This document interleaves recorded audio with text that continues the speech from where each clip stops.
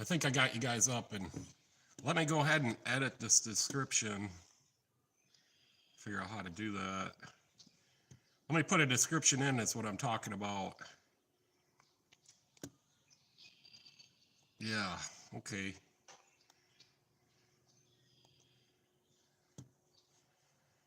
All right, there's the description. Let me get a title in here.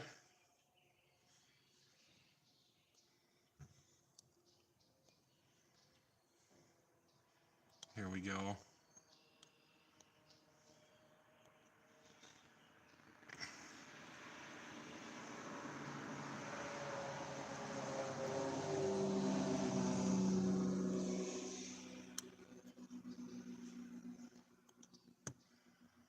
All right, let me see if everything is working. Yeah, it appears to be working. So yeah, I'm a little late because I buried the forklift outside. I just spent the last hour trying to get it out with my F-150, and I got it out. I turned the pickup around, so I was pulling by the front. Here, let me shut the volume off on this. And then I hooked it on the side and then underneath the bottom, and I was able to put a lot of pressure down on my front tires. And I was in low four-wheel drive, and that's everything she had. She was spinning all four tires a little bit, but I was pulling it out in the gravel.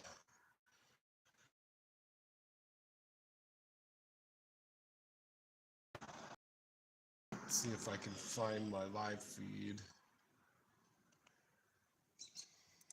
So, not having any success on finding my live, so I don't.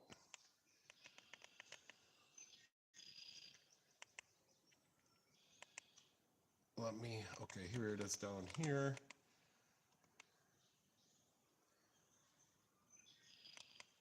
Live now, okay. So I'm getting her up on my TV. It looks kind of, hey, Leisure. Yeah, I'm running a little late. I buried the forklift outside. I was cleaning up the shop and bringing out that old oil bin tote, the 275-gallon one.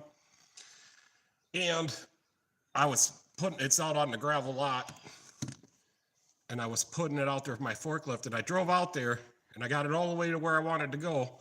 But then when I was backing out, she sunk down, because I was being very careful. She wasn't sinking in, but when I backed out, she sure did, and I buried her. So I didn't know what I was going to do, so I got out the truck, and then I was pulling it, from the back side of the truck, where the hitch is. And I was moving it, but not very good. It looks like it's a little fuzzy. I don't think we have very good internet today. Can you hear me at all? So then I turned the truck around, and I pulled from the front side, and I looped the chain underneath the counterweight so I could put lots of weight on the truck. And then I was able to finally get it to move. So yeah, the internet's been a little slow, so I don't know if this is going to work. Like, today is a bad internet day for me, and we got Jeffro, James, hey, how you doing? Yes, I tried to set it up for the the notifications, but I think I got to do it on my phone since this is on, since I'm doing the live feed on my phone. So on the computer, it said to do if I was going to use my webcam or some kind of service. So I wasn't going to do that. So it does say when I do it on my phone that I can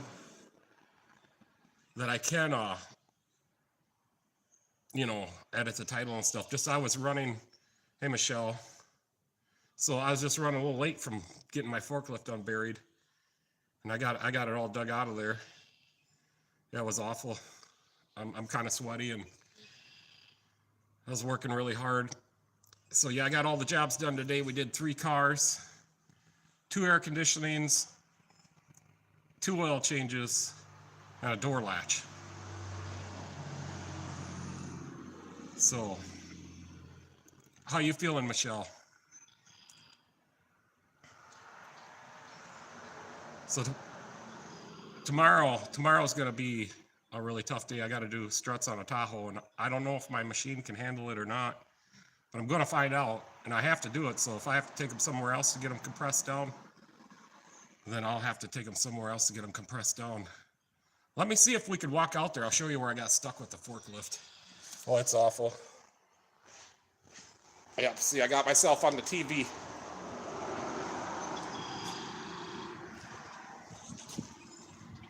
So you can see all my spots from my pickup. And I got the forklift stuck right here. And maybe now we can see these spots. Here, I'll walk over this way so we ain't got the sun. But yeah, I was spinning her out all over the place, so I got the lot to clean up now. That was awful.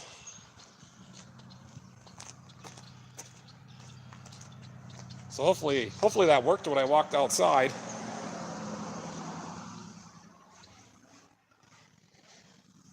It looks like it's working. Yeah, what I'm watching on my computer lags behind a little bit.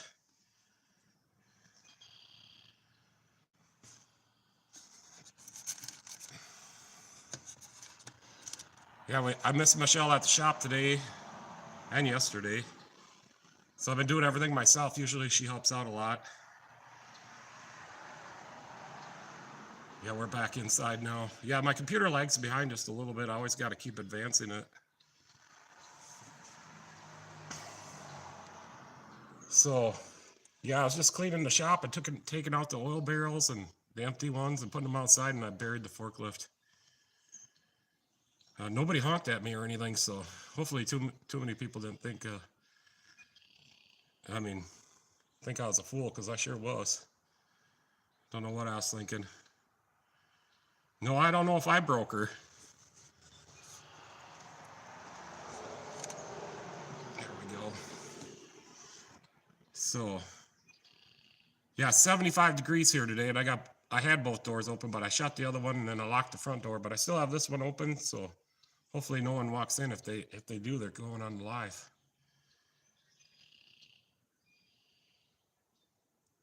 Yeah, she had to get some roots extracted. Yeah. And today she's not feeling very good at all. So, how you been doing, James? Hey, Rob, how you doing?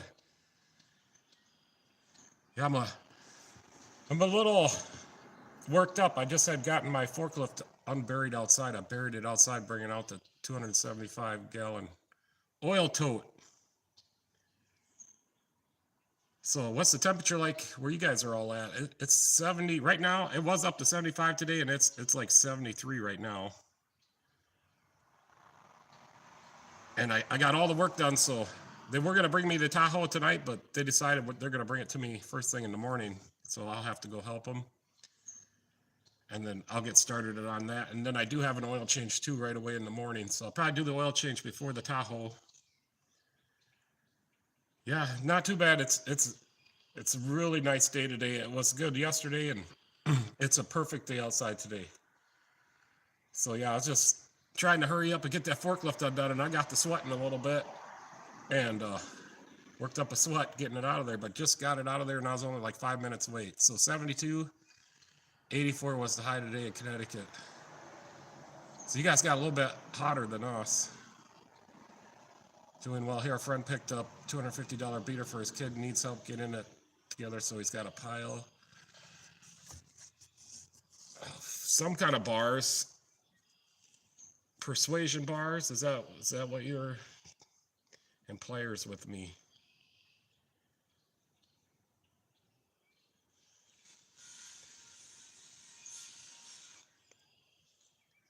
So it's 86. Rob, where are you at, Rob? Is it down there by Ohio somewhere, maybe? Yeah, okay.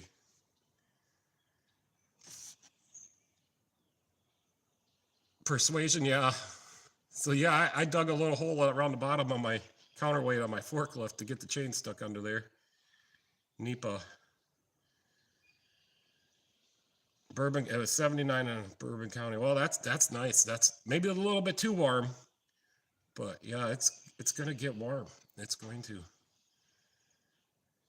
Rob's in the valley, so it just cooks. Yeah, so you must not get much wind. I see what you're talking about. Yeah, so I did 3 cars today, but I only was able to do 1 video. The one lady had to wait for a car, and it was the coolant head temperature sensor. It has 2 sensors, and there was a discrepancy, so it was disabling her.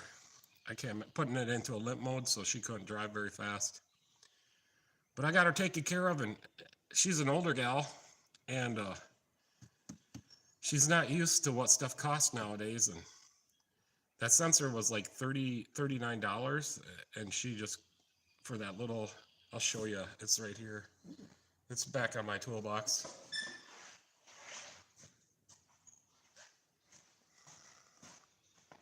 Nope, I don't know what I did with it. She might have took it with her. I don't see it here. I think she did. Yep, she took it with her. That's okay. But yeah, so it was a 2013 Ford Edge, and it's got 2 coolant sensors in there. So if they read too much of a discrepancy, it throws the light and disables everything. And she could not believe that sensor cost $39. But I told her, I said, that's about what they cost and she paid. She wasn't too happy about it, and she doesn't like that her car breaks down, because she had an Escape, and it was just the best car for her. It never broke down, but she got in an accident. So that ended that. I think Michelle knows who I'm talking about. So, but she paid, and then she commented on my Trump signs, so my flags. So I take it that she's not a conservative or a Republican. But I didn't say nothing, so that conversation just got ended right there. And then the other 2 cars were from the same customer, so I did 1 air conditioning job and an oil change, and then he wanted another one. So that all worked out really good, but I did not find any leaks on either one of them. So the second one had pressure in it. Like, I put my gauges on there, and it's reading like 110 psi. So I'm like, I go in and turn it on, and the clutch is turning.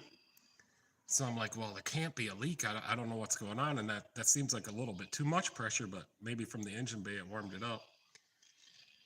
So I put the machine on there and I recover it, but there's nothing. There's no actual Freon in it. Yeah. Well, she's just older, and she doesn't understand. Like, she's still living back in probably the 50s. I mean, her mentality and everything, and she's having a hard. I mean, everybody does with what stuff costs nowadays, but I've been putting in coolant temp sensors for a long time, and they're in the $20 to $30, $40 range. So yeah, there was no refrigerant in it, but it had pressure. So I'm thinking, if you get them spray cans at Walmart with the hose and the gauge on them, that's not real refrigerant in there, because it seems like it'll get you going for about 1 year. And then I know I've done this before where I've had those come in, and the customer said they put that in there, and then there's actually, when I go to recover, it's got pressure but no juice. So I just charged both of them up, put a little bit of dye in them, and they both held vacuum. I held vacuum, so I vacuumed them down for, I think I only did 30 minutes, and then I let them sit for 15 minutes, and they both held. Yeah, I told her, I said, because we just raised our labor rate from 65 to 80, but I told her all the other shops around here are 125 to 150. So she agreed that I was a big diesel truck went by. So she agreed that it was an okay price. She's just, she's a penny pincher just like we all are. I'm a big penny pincher. You can ask Michelle about that.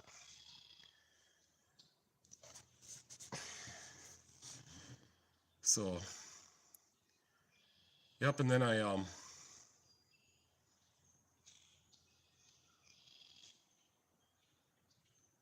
yeah, well, she does have an oil leak on the vacuum pump, so that's a turbocharged 2.0 liter engine in there.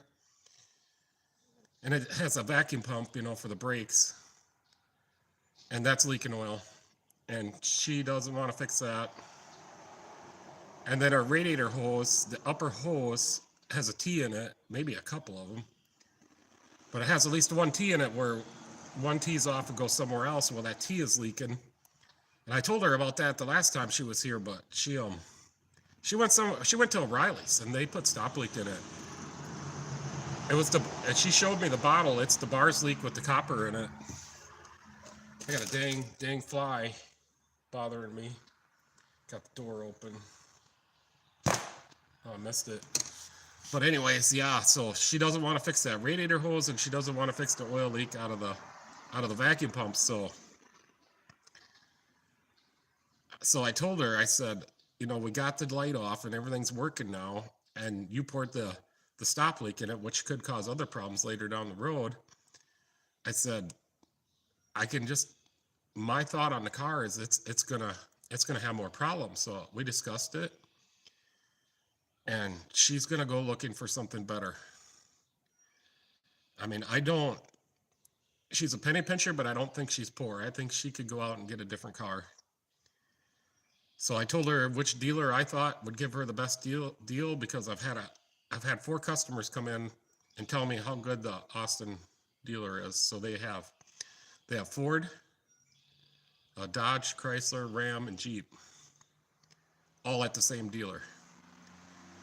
So I took my Jeep there a couple years ago, and they did a couple recalls on it, and they did such a great job. I was pretty impressed. And then one of my customers bought a 2024 Jeep from them just the other day, and she brought it here to show me, and that thing is immaculate, and they didn't lie one bit about it. Everything they said about it was true.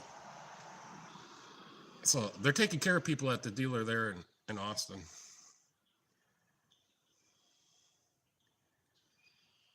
Get a good shop cat to hunt the flies. Yeah, I always want a cat because Eric O's got one. But then I got to take care of it. So that's the other problem. I suppose like his cat's he lets it outside and stuff, but the neighbors in my town don't like stray cats.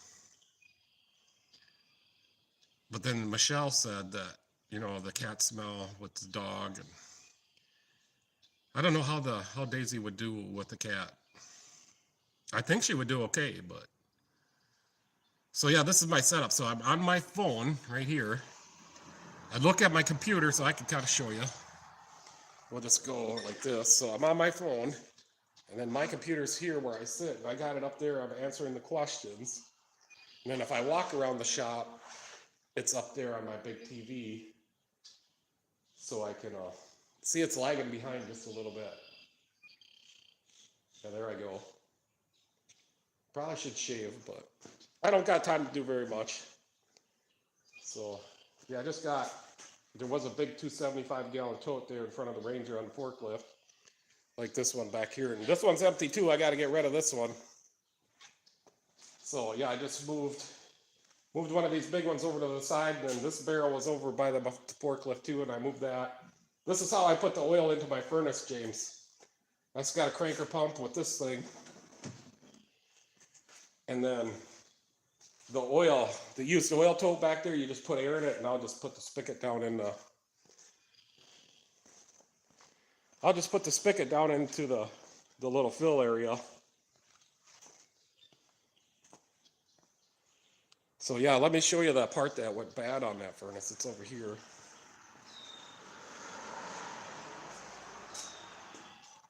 So here it is. So this is the part that goes inside the burner, and this sits out to the back of the burner is flat where the oil and then the 2 electrodes are down here, but this bolts to the back of it.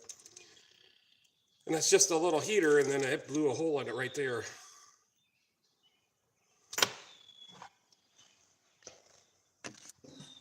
All right, get back to the comments here and see. Yeah, thanks, Rob. I try to do the best I can. I do get my customers to come in here, and they do say that. Like, this is the cleanest. They always tell me that this is the cleanest, most organized shop. But I'm here from 8 to 8 working on people's cars today. I'm still here. Nobody comes in like past 6, though, unless it's an emergency. But so I got plenty of time to clean, and then after 8 o'clock, I'll have a couple beers, and then clean. And I could work on videos, but I never do. Yep. So as long as your tools are put away all the time and all that, and it's clean, and it makes you feel better too, you can get the work done faster. I'm just afraid to schedule more than one car a day because, as you see, and I only had one scheduled for today. I ended up doing 3. So if I scheduled 2 cars a day, well, then I'm going to get a couple cars maybe in during that day. So then that gets to be a little too much for me. But 1 car a day, and then all the walk-ins I try to handle. So before I was scheduling a couple of cars a day, and then that ended up to be 4 to 8 cars a day I was working on, and that got to be too much. And then I got behind, and then the whole parking lot got full. And you could not even drive into the parking lot. Like the parts guys, they would pull in to just inch into the driveway a little bit, but then they would have to back up back on the road to get out. So after that week, I decided that was enough, and I had to slow it down just a little bit. Yeah, no, I mean, so it tripped the breaker. I come in and the furnace ain't working, so I go back there and flip the breaker, and it trips right away. So I'm like, oh great, it must be. So my furnace is plugged into the outlet up back in the back. It's not hardwired. So then I unplug the furnace to go trip the breaker, and yeah, it stays this time. So then there's an outlet on the side of this hoist right behind me that's wired in, and there's no circuit breaker on that. So I run an extension cord to the oil furnace, and I plug it in, and sparks just flew out of the back of the oil gun. So then I took it apart, and I still couldn't see it. So then I brought the cord over, crawled up there, I flipped the cover open, and then I seen it. And I was able to take the whole gun out of that thing without taking the bottom bolts out of where it bolts onto the top, the 4 main big bolts, the 3/8 bolts. To take the whole gun off the top, I didn't have to do that. I just flipped open the cover, and that whole oil gun will come out the top of that. Yeah, if it did, I got good insurance, so the only problem is if this place burned down, like some of my tools are vintage and I'm pretty attached to them, I probably wouldn't get them tools replaced. Yeah, when it blew my eyebrows off, that was a different day when I was cleaning it. I took the little sight glass off the back, and no, it wasn't cleaning it. It had gotten water in there, and it wasn't burning. So I took the sight glass cover off, and I was looking in there, and all of a sudden she lit, and flames came out and got my eyebrows. I was all full of soot in my face, and I think Michelle was laughing a little bit, to be honest with you. I know I was. I didn't get hurt or anything. Like in the old days, the carburetors would backfire right in your face. You get pretty used to it. So, yeah. And then in the racing days, yes, there'd be a fire or two around the race car. So I remember when I first got the mod out, I always ran it rich on the methanol. And the little kids in the stands would always call me the flame car when they came down to get an autograph. But I remember one time it was a hot day, and I didn't cool her down very good coming off the track, and she's loading up pretty good coming into the pits, and the track guys all ran over there with the fire extinguisher, and I'm like, "What are you doing?" And they're like, "There's flames all over underneath the bottom of your car." Well, it was just the excess fuel coming off the track. And my headers are some Schoenfeld, they're Hooker Super Competition headers, and they're little shorty ones. But I'm telling you, these short headers really they're tuned pretty good. And you can't get these headers anymore because I wanted to get another set, but she had dumped straight out down by the bottom of the oil pan, and then the flames would come out the side. And when you're racing and letting off for caution, yeah, the flames come out of her pretty good. Because I don't think you can get too rich when you run methanol. I don't think there's no such thing. So I ran her really rich. And now we're on E85. So we did go out this last summer, and I just kind of listened to it with my ear when I was driving and when other guys were driving it. Michelle drove it too. And she's pretty clean. Like, I think I could go a little richer. I'd rather go richer than leaner. So, yeah. I don't know how long we'll have a live feed for tonight, but we got 25 minutes in. That's not too bad. So, yeah, I just got to learn how to set everything up so I can have it, like, a notification, like, I got an upcoming live feed like James does. So I'm gonna have to learn how to do that on my phone because I don't think I can do it on the computer. And then I do try to have a short video in the morning, or I'm doing a short video every day for at least one car I'm trying to do. Yesterday we didn't do it because of Michelle's appointment, and then I think there was 2 days I missed this week, which, you know, I'm gonna miss some days, but so I just got to get it figured out where I could get this all so there's a notice for everybody, and then I can get the description filled in ahead of time because I do that right now on the fly as soon as I start it up. Yeah, it helps the algorithm, and it's really been helping lately. When I was doing 2 a day, I think that's the best. So 3 a day is too much, 2 a day is perfect, and 1 a day ain't quite enough, I think, according to what I'm finding out with how many views and likes I get. Yeah, I do too. Try to support all you guys, and I think we're too late for Jeff, but I've been watching some of Jeff's videos and trying to win a tool too, because he still does the giveaways, and he gives away some pretty nice stuff. I wouldn't mind having some of that. But I'm so glad he does, and then he tests all the tools out, so I know if they're good or bad or not. That's what I like about Jeff and James. They get the tools, and they actually try them out, and they tell me what's good and bad about them, so I can decide if that's right for me or not. I just love that. And I still use all the tools that I've won. So that's on the plus side. Tomorrow's giveaway for Jeff. Yeah, Jeff Garage Adventures. Yeah, I love his channel. His channel has grown so much. But he does the long format video every day, and he's got a lot of tools. Yep, I just don't know what he's gonna do with all them tools. He's gonna, well, I guess when he gets a little bit older, and he can just keep giving them all away then. But he's got such a big toolbox, I don't think he's ever gonna give that away. That toolbox he's got is massive. Yeah, I like it, but I mean, I can't afford something like that. But that's pretty cool. Yep, I'm just starting to cool down a little bit now from getting that forklift out, but I'm still on Mountain Dew. I haven't had a beer yet.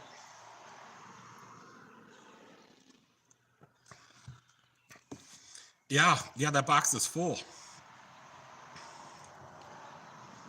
I mean, every drawer is like his ratchet drawer. I don't know. There must be 500 ratchets in the ratchet drawer. Every drawer of that toolbox is just packed full. The pliers drawer is nicely organized with just a couple hundred pliers in there. That's awesome. Yep, I've been working on. I want the orange box back there that I homemade. So the orange drawers, I want to extend that all the way across, and the top drawers, we can go back there and look at it, but the top drawers are pretty good.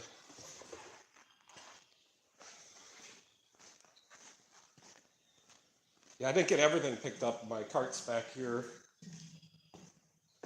But like this toolbox here, I just got like wrenches and stuff in there. I won these on Jeff Rose, or no, Jeff's Garage Adventures right here. And then this drawer I want to be the tape drawer. So we got a lot of tape in there. It's just and then here's some hinges or slides to make some more drawers. But yeah, I made this thing, and I want to extend this all the way across.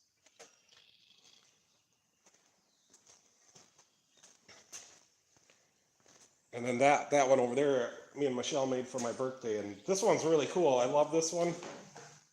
So this whole thing costs $840. And then I got all my bolts in here. So this side's the standard side. And like there's miscellaneous stuff in these ones. And then this cabinet's like all my, or some of my stuff.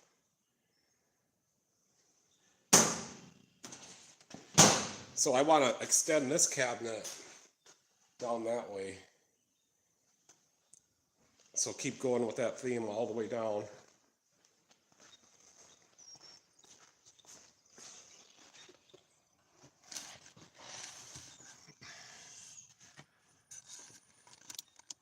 All right, I'm going to stop wiggling you guys. There we go. So yeah. I know I don't. So I did watch one of his videos the other day. And I said I was going to stop wiggling you guys, but I lied. And so the big drawer ratchets he's got, he said those are the ones he doesn't, they're not his go-to ratchets. So it's the little drawer beside it, or the next smaller drawer, a half-size drawer. And them are all its go-to ratchets in that one. Yeah, it just feels like you're a little crooked. I just want to try to fix it. Whoa. There we go. That feels better to me. So yeah, I got a bunch of slips out here and my cookies and stuff. I just ain't got everything cleaned up. I was running low on time because I said I was going at 7 o'clock. And then I need to get a haircut, and I didn't. My hair was kind of a mess, so I had to comb my hair and wash my face because I was out there in the parking lot in the dirt and the dust. And I noticed my pickup has a power steering leak on it, so I got to get that in now. So when I was pulling out the forklift, I was hooking up the chain, and I looked under there, and there's a little power steering fluid dripping out. Not good, but I'll be able to fix it really easily. Yeah, I think Leisure, you're talking about the red ones. And so for my birthday, I just wanted my bolts organized. So me and Michelle came up with that idea. And the tall ones were from Amazon, and the middle toolbox ones were from eBay because that's the only place I could get red and black ones. And all of it together with the pegboard and the light from Menards, all of it cost $840. So I think that was pretty cheap. And I want to continue that down, so like 2 more of the big tall ones and maybe 4 more of the little toolboxes, and it'll be a lot more organized. So yeah, shop cabinet systems, or whatever they call those, they're expensive. Like if you get them from Menards or Home Depot, or now in Rochester they got a store that just sells garage organizing stuff and cabinets, garage systems, whatever. It's on the top of my tongue what I'm trying to say, but there's a whole store set up in Rochester just to sell that stuff, and they know what they want for it. Nothing's cheap anymore.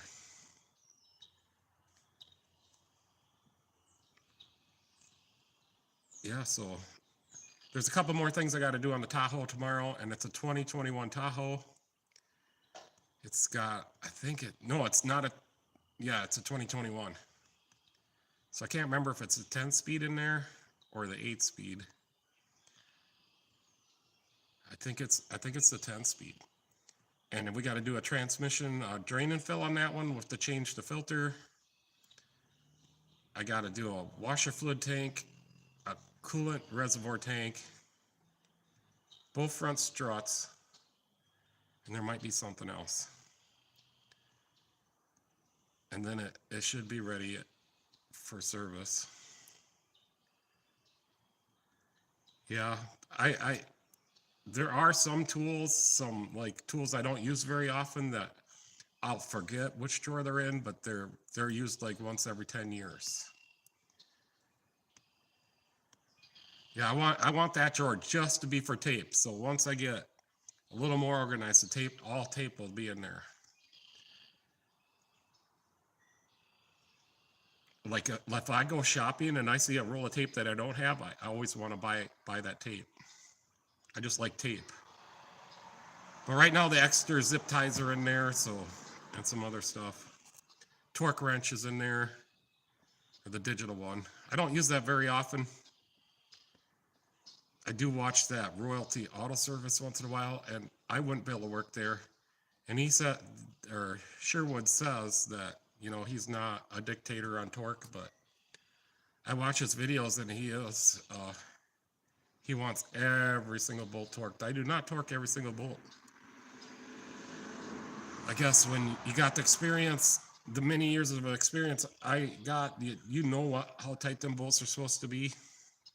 So, and I did find out that, or I do know that he was wrong on some of them brake caliper bolts that he says that should be replaced every time. The only ones they call that want to be replaced every time are for Fords. And he was right about them and the Loctite, and that's why they want them replaced. But there's torque to angle and torque to yield. So torque to angle bolts are not torque to yield bolts. So they don't have to be replaced. And I do a lot of head jobs, head gasket jobs, a lot of them. And a lot of those are torque to yield bolts, and the only time I'll replace a torque to yield bolt is if it doesn't I feel it doesn't tighten properly, or you can see the threads are stretched. And most of the time you can see it, that the threads are stretched. And then what I've been doing, I don't do this on every engine, but a lot of the 4-cylinders, I just torque them to 70 foot-pounds. I just do, and it always works. So like I'll see what the torque to yield bolt is when I torque it and angle torque it and all that, and then I'll set my torque wrench to 70, and usually it clicks right at 70 all the time. So that's what I've been doing lately, and it's probably wrong, but I stand behind all the work I do anyway. So haven't had one come back yet for a head gasket, ever. So I must be doing something right, or good enough.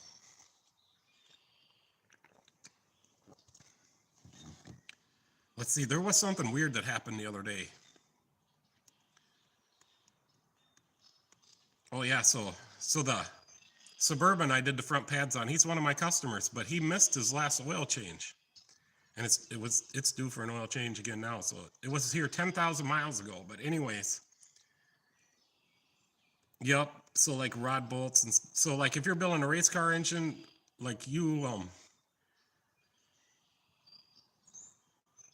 measure those bolts as to proper torque, like for a NASCAR engine or whatever. For a high tech, high spec race engine, you'll measure the length of the bolt on the rod. So the rods I use in my race car, they're 70 foot-pounds, and you have to put the moly grease on them, or they won't torque right. I think one time I missed a little moly grease on the bolt, and as I was tightening it, it sheared a little bit off of the bolt or the rod cap, and it was cherry red hot. Maybe that's when I was first putting it together. But anyways, then I figured out that you're supposed to use that black moly grease, and then you don't have any trouble.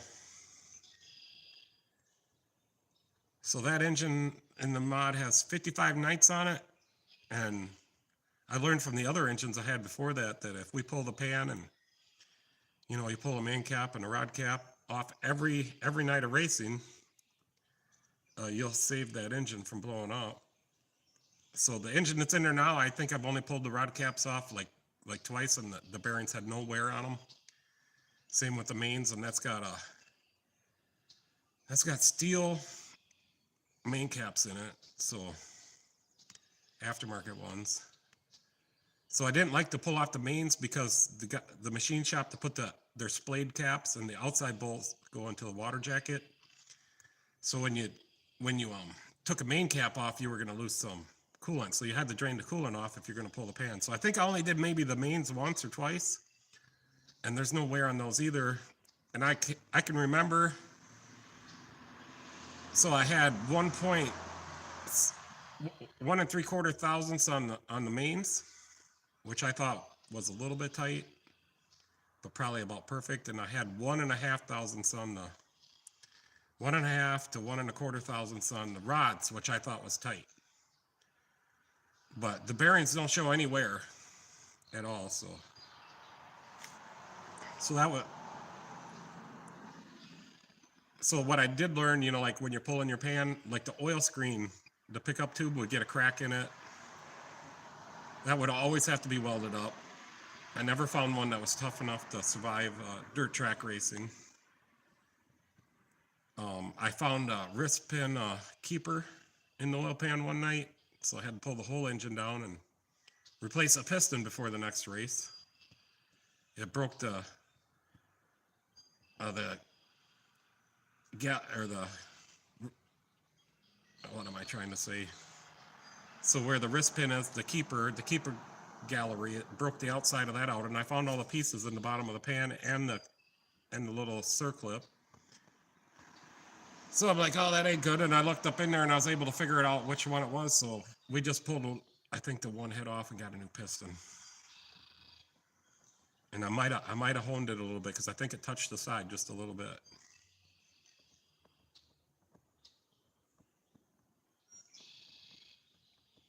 So yeah, I guess without Michelle here, I'm having a hard time coming up with stuff to talk about. But so I'm hoping someday that like I can be like Eric O and just answer questions about cars.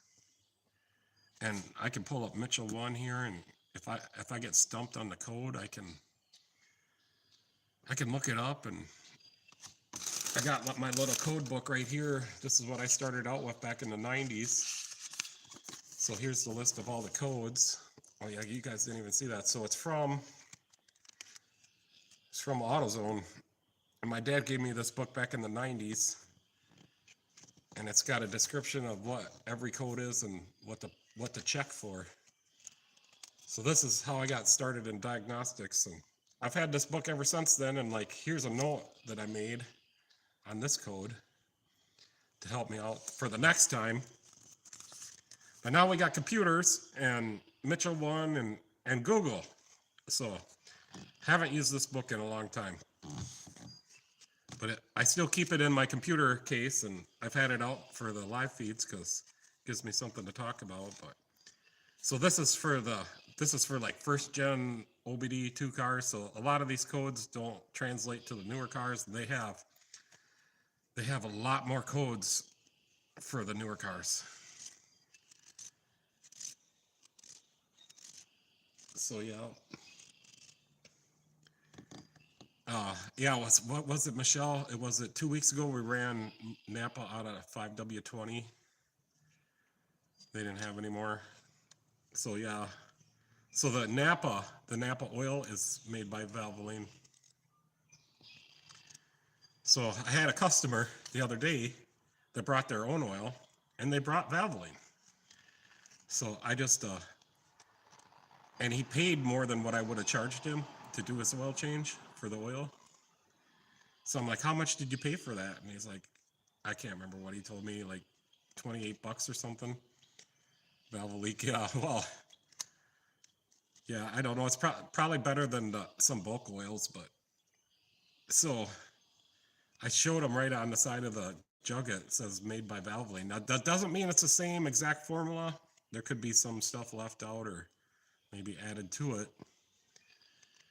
But I've been having the good luck with the Valvoline, so I don't like to get Mobil 1 because it costs so much money. For the diesels, I will use Rotella, and I'll use, oh gosh, I have some Mobil Delvac, but I only use that on the cheaper or the older diesels.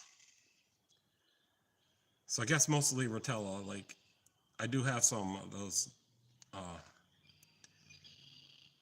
Mobil None. Leisha's always got the best comments.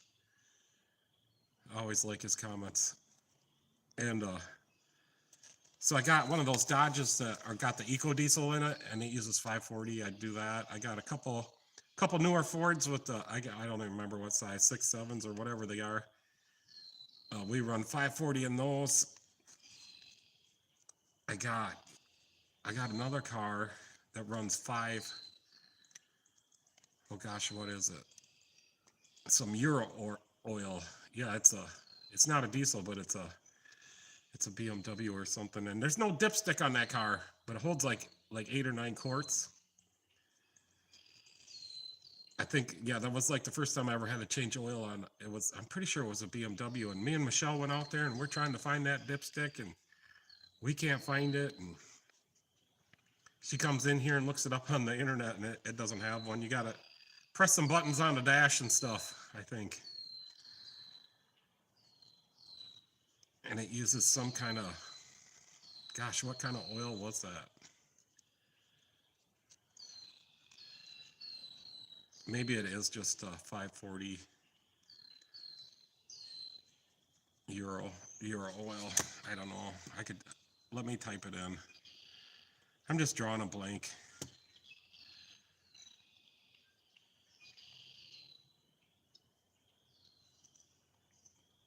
Yeah, we'll move on to something else. So, you guys been doing anything exciting? Are you caught up on all your schoolwork there, James? Is that done, or are you got a little bit more left to do on it?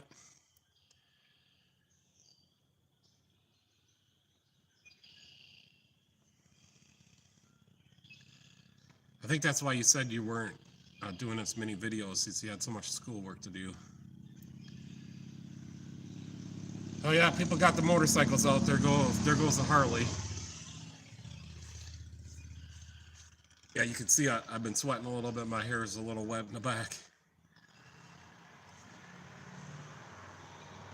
Yeah, it looks like the video feed straightened out. When I first started it up, it was a little fuzzy. Yeah, I think I got to get the motorcycle going, Michelle. We're going to have to get a battery for it. To break down and buy a battery. And then I'm going to have to get my pickup in and get the power steering leak fixed on it. You took the trash to the dump and found a pan. Well, if it's a good pan, I suppose why not? I find stuff all the time and use it. Couple more weeks, yeah. So hope you do perfect in all your tests. That would be great. Don't know if you heard a Harley go by just a minute ago. They're all riding motorcycles today. I'm so jealous. I don't have a Harley, but my Suzuki, I just love to ride it. And it needs a battery, because last year the battery it doesn't do anything. It was working fine, then all of a sudden just failed, just like a bad connection. But it's not a connection, it's the battery. There's like one of the leads inside the hook to the terminal must have came loose or something. I don't know. And I run a AGM style battery for like a Hayabusa, are the cheapest ones, and then I just make it fit in there. And I get them online at like eBay. Yep, my fly's back. I didn't doubt I could get it.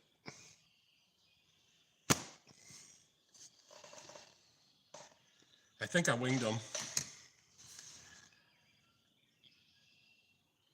Yeah, so it's supposed to be good weather there for a while. Yep, I did not get that fly, but I will now. I'm pretty sure I got them.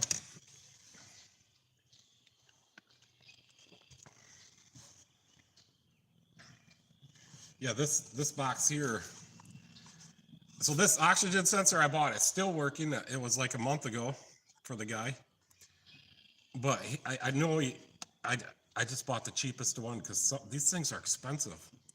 So this Walker one was like the quarter of the price of everybody else's. And I seen it said USA on it. I'm like, I'm going to take a chance. I didn't read through the description to find out it was really made in China. So I just don't understand why. If it's made in China, they can put USA flag on it. I think that's bull crap. But that's why, 2 reasons why I bought it. It had the flag on it, and it was cheap. But it's still working. And I have a terrible time with aftermarket oxygen sensors. Unless I get an OE, just a terrible time, like all sensors. Unless I get an OE, it just doesn't work. I had 2 map sensors in a row that were bad from O'Reilly's and AutoZone. And it was a discontinued GM one. It was for an older GM. So I didn't know what I was going to do, but I went out and looked at Michelle's car, and her car had the sensor on it. So I put that one on for my customer and told her I'd try to source one, a GM one. And finally I did about a week later. So I put one of those ones on from AutoZone on Michelle's car, and I couldn't even make it home. I barely made it home, and I barely made it back to work the next day. I had to go out there and unplug the sensor a couple times just to get the car to go into default mode so it would run. Brand new sensor from O'Reilly's and AutoZone did the same thing. So yeah, I think I'm going to try some more of these Walker oxygen sensors though. I tried the Bosch ones. They do not work at all. They're junk. They do not read the correct reading. No, that's okay, Rob. You could put me on mute. That's okay. Yeah, there's a lot of fakes out there. Yeah, so the other day, yesterday, so this is my job yesterday, I had to do an oil cooler on a Nissan. What kind of Nissan was that? It might have been like a Nissan Sentra. Let me open. I don't know why my accounting software got closed. Let me go into my invoices. So, oh, it's a Nissan Altima, 2007 Nissan Altima, and the engine is a 2.5 liter, and it's a 4-cylinder, I think, and it's got an oil cooler on the back of the engine that was leaking. So that car's here all the time for some little stuff. And the second to the last time it was here, I noticed, because they went through the snowbank and knocked the exhaust off. So I noticed that the engine was leaking oil. So I told him I needed an oil cooler. So I gave him a quote, and he took it home. He took the quote home, and then he calls me or texts me. He called me. He's like, "What's the difference between the oil cooler that you're charging me $400 for and the $30 one for on Amazon?" And I'm like, "Well, I don't know the difference. I didn't look up one on Amazon." And he's like, "Well, if I get the Amazon one, will you put it on?" And I told him, "Yeah, I'll put it on." So I did. But I get it from my suppliers, and I put a little bit of markup on it. It's $400. He looks it up online. It's $30 from Amazon, so he got it. So I don't warranty parts that my customers bring in, but I was just informed yesterday by one of my reps that if they take me to court, I'm still liable. So I guess I'm not going to put on your parts if I don't know you. Although I have good luck on every car I fix, whether it's their parts, cheap parts, or Amazon parts. Just so I know the parts to get, and I know the parts not to get. So don't get sensors from O'Reilly's or the aftermarket sensors. So now on Amazon for the Fords, for the IWE, there's a place, these sensors are like Chinese sensors, but you can see right on them that they're off the same assembly line the Ford ones came on, because the little Ford emblem is just crossed off on it. Like they used like a soldering iron or a wood burner, and they took the Ford emblem off, but it's still on there. And I buy those, they're like a quarter of the price. So the solenoids and the little vacuum line stuff, all that stuff I get on Amazon, and it's a Ford part. So then the IWE hubs, like from around here, I can't remember, they're quite a bit of money, but I order them on eBay for a pair for about half the price I can get one for around here from Ford. And I don't think they're knockoffs. They're come in a Motorcraft box and everything, and look exactly like the OE. So I keep those on hand, all those parts on hand, because the Ford IWE stuff is just, it goes out all the time. I've even had to do it on my own truck. I would draw up a contract that they signed, leaving me a liability. I know, but that's what my rep told me the other day. Even if I have them sign the invoice, if they take me to court, I'm still liable. That's what he said. And he said that's why the other shops will not put on other people's parts. I don't mind it because like my customers around here, they know I'm not gonna. Well, we just don't have problems. And if we did, I would probably still take care of them. I'm not that kind of shop, and I'm not that kind of guy. I always take care of everybody, no matter what it is. We get so the last warranty work comeback I had was some parts I put on from O'Reilly, some precision steering linkage parts, and they all went bad in 2 years. And I mean, they were really bad. So O'Reilly's warrantied it all for me. And it's the first labor claim I've ever had to file. And I just filed it today, but they said I was supposed to keep the bad parts and send them in with the labor claim. Well, when I had the guy come in here a month ago, the rep, he never told me that. So I'm just hoping that we're able to do that labor claim. I already got the parts warranted. Actually, I'm gonna have to check on that. They did not send me a credit slip. So I'm gonna have to get a hold of O'Reilly's tomorrow. So that's where Michelle comes in. She can do all this miscellaneous stuff when I can work on cars. Because tomorrow's going to be a heavy day on that Tahoe. Both front struts, the washer tank, coolant tank, and a transmission service. And I got the fluid back there already. I got it from GM. I got the GM. And it needs a transfer case service. Yeah, I got all the fluids from GM. Filter kits from GM. Struts from GM. Reservoir tank from GM. So the thing he just told me the other day was the washer fluid tank. So I did not look at that to order any parts. So I will look at that, and they're known for the plastic lines to break at the bottom down there by the reservoir. So it's probably just something as simple as that, because they said they pour washer fluid in it and it runs out the bottom. I don't think they're known for the tank to crack. And it just happened, so it hasn't been that cold like it froze or nothing. And the car is in here every day for the oil, or every oil change this here. That's what I meant to say. Well, Michelle thinks that she might have filed a slip for the refund for those steering parts. Yeah, so the Tahoe, I'm going to do a short video on it tomorrow morning. But the Tahoe is the police department. It's a PPV. It's an actual police patrol vehicle. And I've done all the work on it for the last year and a half. And it's due for some services, so we're going to do those services. And so the brakes I put in it, that's one of the first things I might have done in an oil change, and then I did the brakes. So the brakes I put in it are now come up to the mileage where the other brakes were shot. So my brakes are still I looked at them the other day, they're 75%. So the brakes I put in it are going a lot more miles than the original brakes, which I'm pretty happy with. But it did take a couple times for me to get them to stop squeaking. And they got Brembo 6-piston calipers in the front of that thing. And the rotors are 14 inches, maybe bigger. They go all the way, so it's got, I think, I don't know what size tires it's got, but they're big. I wanna say they're 20s, but maybe they're not. Maybe they're only 18s. But the rotors go all the way out to the outside of to the inside of the inside rim.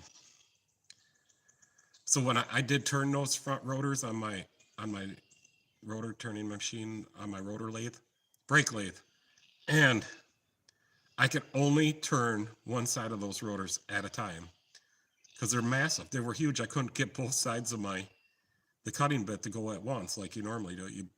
You do both sides at the same time. I couldn't get it to do it. I had to put it at a funky angle because the rotors were so big.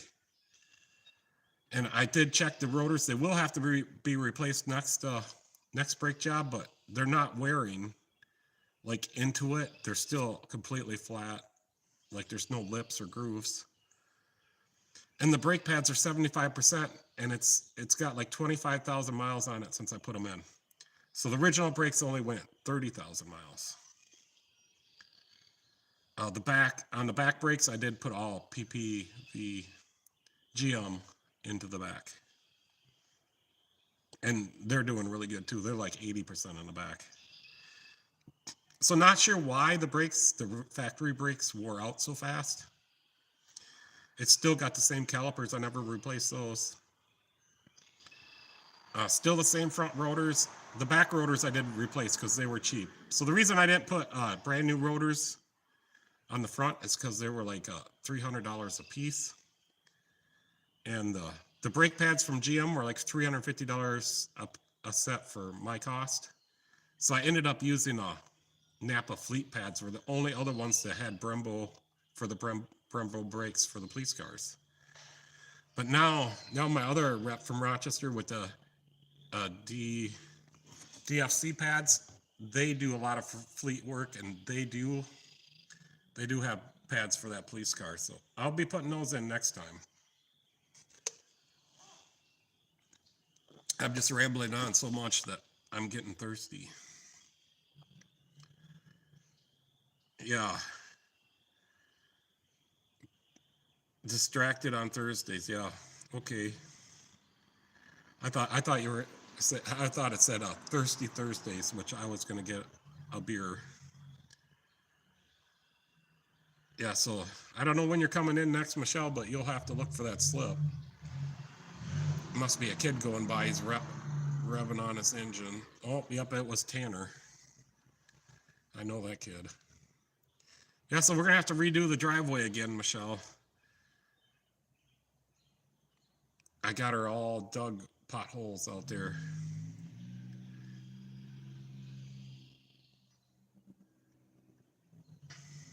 Yeah, it looks, so it says I got 7 people watching. Oh.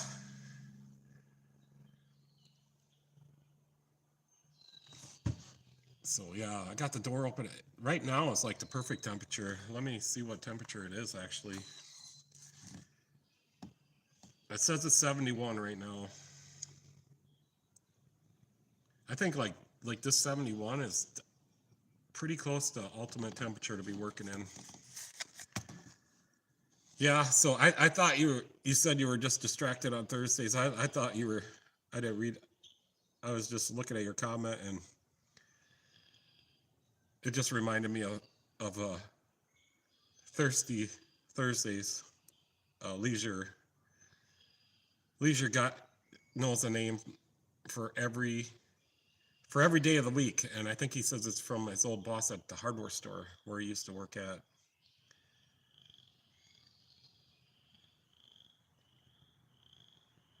Three-quarter process for the potholes.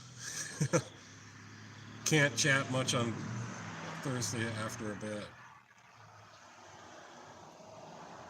So Rob, have you ever thought about getting your own channel? Or making a YouTube channel? I thought about my channel for I think 10 years before I did it. And I did a lot of planning. Like at first, when I started out in my garage, I tried to do everything just for my YouTube videos, and then found this building, and I thought this building would be great. I don't know if James is still on here, but I do want to get them detail lights in here. I think that Free Advice Friday, yeah. I think I was calling it Finally Fridays, and yeah, that's I should do lives on Friday, but then Leisure can't watch. But yeah, we could do Free Advice Fridays, yeah. Software. So yeah, I'm working on an Android app, and I'm using MIT. Normally I use Android Studio, and it's Java, but I'm not up to date on the new Java and the Android Studio, so I'm using MIT App Developer, and the other day the server went down. Now the Bluetooth don't work, so I'm making a little, you know what a chassis ears are? Yeah, of course you guys do. But this little thing's got a microphone built into it, and I'm gonna put this into so it's a Seed ESP32S3. It's a little IoT, Wi-Fi, Bluetooth, and microcontroller, and I'm gonna make some Bluetooth chassis ears, which I'm calling audio ears. But I'm going to put this inside a little, what do you call that? The little battery banks that charge your phone. And then I'm going to put magnets on it, and it's going to Bluetooth each wheel to your phone, so when you go out and drive the car, you can get a signal. I'm going to have a bar graph on my phone, so then when I go drive the car, I'll be able to tell which wheel bearings are the loudest. And it still will take some development time to know, like, what a bad wheel bearing level is. And I worked at a shop that had chassis ears, but I never used them because you had to run the cables into the car. So now I do see that they do have some Bluetooth ones or whatever, and they're not too bad. They're between $250 and $400, but this little guy here costs $25, and the little power bank costs like $10, and then the rest of the time is just development time where I make the software and everything and code it all out. But I'm getting a little bit frustrated with the MIT app developer. What is it called? It's called MIT App Inventor. And it is not the Bluetooth. Something happened after the server went down yesterday. The Bluetooth don't work. And then the other thing that happened I'm so upset about is I use Arduino IDE to write the code for this. And I've been developing code on this laptop for a long time. And the other day it came out with an update to update the IDE. I update the IDE, and now this thing will not program right. So I thought this thing went bad. So I pull out one of my other laptops that's got an old Arduino IDE on it. And sure enough, I can program it and it works. So I'm just not sure what to do about that. And I don't know if the Arduino IDE is compatible with Windows 11 because that's what I got on this computer. But it was working. It was working for over a year. But after the update yesterday, now I can't program it. It gives out gibberish in the serial monitor. I don't know if it's not all gibberish. It's like it's got a virus. It's supposed to say 2 lines of code in the serial monitor when you plug it in, and it's continuously feeding like binary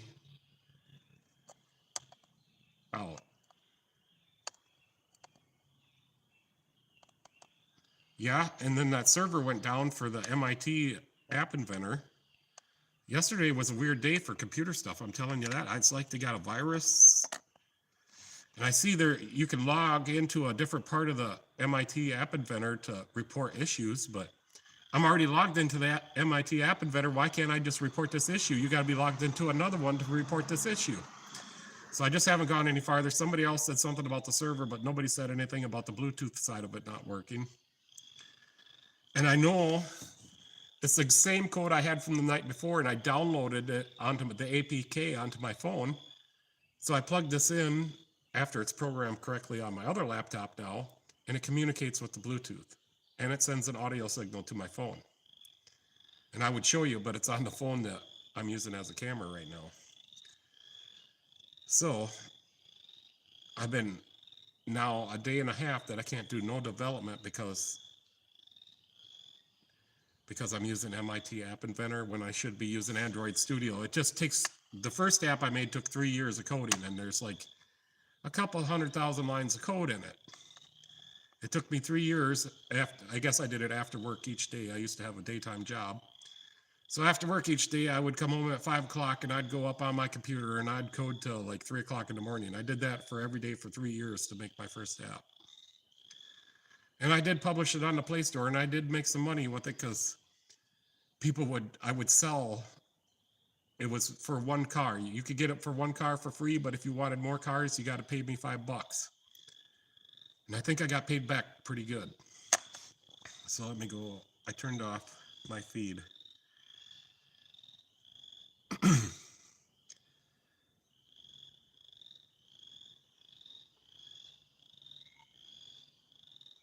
Yeah, so I think I got the updates turned off on my computer. Maybe they're not, but this computer does, Windows 11 is not supposed to be on this laptop, but I was able to do something where I could put it on there because it doesn't meet the requirements for the Windows 11, although I feel the requirements of this laptop are better. It's got 4 hard drives in it. It's a Xenon 8 core, 2.66 gigabytes per core, and it's got, or gigahertz per core, and it's got 24 gigabytes of RAM. I don't know why that wouldn't be good enough for Windows 11. Maybe it's overkill, I don't know. But anyways, when this computer had Windows 10 on it, it was ultra fast. It was the fastest laptop I've ever had. I put Windows 11 on it, and it's not that fast anymore. But Windows 10 is not supported anymore, so it kept giving me the error messages. Although I do have computers that go all the way back to Windows 98, 95, and I still have all those computers, and I do turn them on from every now and then just to play around with them. I think one of the best computers I had was a Windows ME computer. It was pretty fast.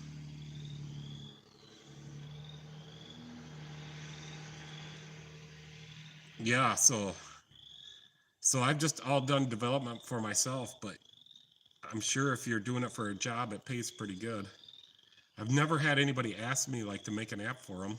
I can show you one of the apps I made, and I use it. It's just for me personally, but it's right here, and it's a calculator. So it's a special calculator. Let's say I buy something for $10 at Menards. And well, this one's set up for if I buy it in Moore County, but let's say I buy something for $10 at the hardware store, just 35%, and then it gives me a total what I can put on my invoice. Okay, so we do that, and then let's say their bill is $125,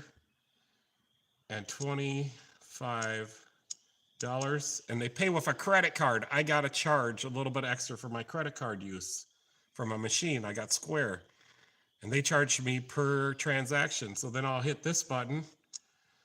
They got to, instead of paying me $125, they got to pay me $129.62. And nobody has a problem with it. So I guess if it's something really small, sometimes I just leave that charge off. And then all these rates are changeable here. You can just tap on there and change the rate if you want. And then that changes these buttons up here. And I built this app in one day. And then there's quite a few other apps. I got like a bill recorder app that records all my bills. I have 4 apps right now on the Play Store, but I have not updated them, and they have restricted them to going out because they haven't been updated. So they don't have all the security patches and stuff put into them. So I can still see the apps, and they're for older phones, and I think you can still download them on an older phone. You just can't do it on a newer phone. Because back when I started, it was like Android 6 or 7. And now, what is it, 15? Yep, me and Michelle use that app every day for making invoices and quotes and putting parts in when we get our parts, and then we put our markup on them, because my software doesn't do it automatically. Once they're in, one of my softwares does. I do have Ari, because we got rid of NapaTrax and we went to Ari, so that one does put in the markup. We do not have to do that one with my calculator, but I got Express Accounts, and that's the best one I found for doing all my invoicing and inventory and all that. And I have to pay, like, I think it's $65 a year, and it's a lifetime, or no, it's $65 for a lifetime license. But it works really good. And I can email my invoices to people. I just can't text them to people. Yep, so we got rid of our AutoCare and Trax. And I had to get a refund from Trax because they didn't cancel me when they were supposed to. I notified them that I didn't want it anymore, like a month after I had it. I guess it was 4 months, they say. So I had to pay for like 4 months of it, and then they kept charging me the whole rest of the year. By the time I caught it was when I was doing my taxes. I'm like, they've been charging me $171 every month for something that I'm not even using. So I had to argue with the guys. This is the first time I've ever been treated badly by Napa, ever. Napa has sponsored my race cars. They've been so good to me. And I even got a better discount at Napa that any part or any shop around here. I guess it's because I've been buying parts from them since I was like 16 years old, and I'm 50, gonna be 53 now. So Napa has put me on a special rate. I get a better discount than anybody. I told so my last job I had was just a couple years ago. I had to work there for a year after Dad died, and I seen how much he was paying for oil filters from Napa because he gets them at the same place I got them, and I was getting them like 50 cents cheaper. But I didn't tell my boss that though. I just kept it to myself. But yeah, so I did notice that when we got rid of the auto care, that the reps don't come here anymore. Which they would give us a bunch of free stuff, and we got a bunch of it. Some little flashlights that are hologram flashlights, keychains. Oh, what else? We get all kinds of stuff. They'd just bring us a little, like, I don't even know what to call it, but trinket stuff. So yeah, I'd say those guys that drive around and try to sell you the auto care and the Napa Trax, that Napa Trax is no good. It's trash, just like Leisure says. But no, they never got us any.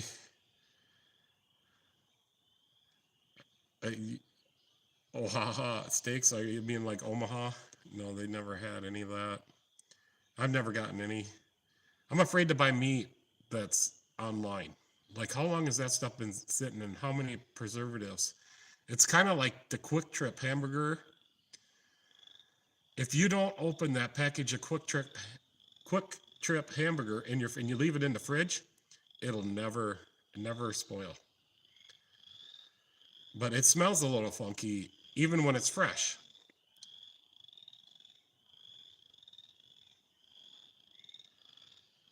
Jeffro or James is leaving. Okay, heading out. Got to get ready for bed. Good night, everyone. Yeah, it was great to have you here, James. Glad you made it. I was just afraid I'm not very good at.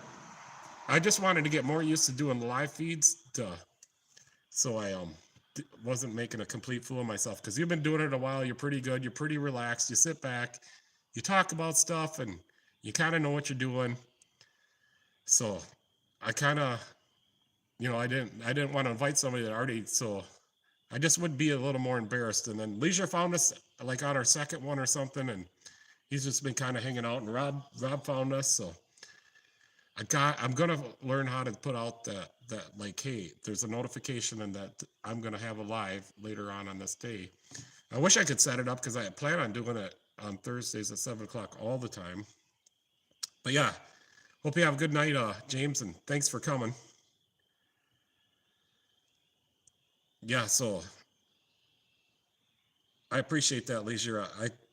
I think I could do a lot better, but I do the best I can. And some of my videos take a lot of editing. Like sometimes in the morning, the words don't come out right, and I always have a problem. Like I can always think of what I want to say, but sometimes it takes me longer than what it should. And I'm pretty smart. I'm not slow or nothing. Just that sometimes I got a lot on my mind, and I have to think about what that thing is called. At least I don't think I think I'm pretty smart, and I don't think I'm slow, but it's probably just the opposite of what I'm thinking. Yeah. Yeah, thanks, James. Yeah, you should watch the very first one, the one that's only 30 minutes. That was not very good. We tried to use my launch scanner. We did use my launch scanner to do it because I couldn't get it to work on the phone. And that's what I want. I want to be able to use my phone to walk around the shop. Like, I'd love just to, I don't feel like I'm a show off, but I love to show people stuff. So, like, a lot of times when I show people stuff, it gives them ideas, and then they come up with their own ideas. That's how I've always learned. Like, I've always learned by just watching people. Like, that's how I became a mechanic. I was watching my dad change oil when I was 5 years old. And I don't think my dad ever like tried to teach me, but I was always there learning.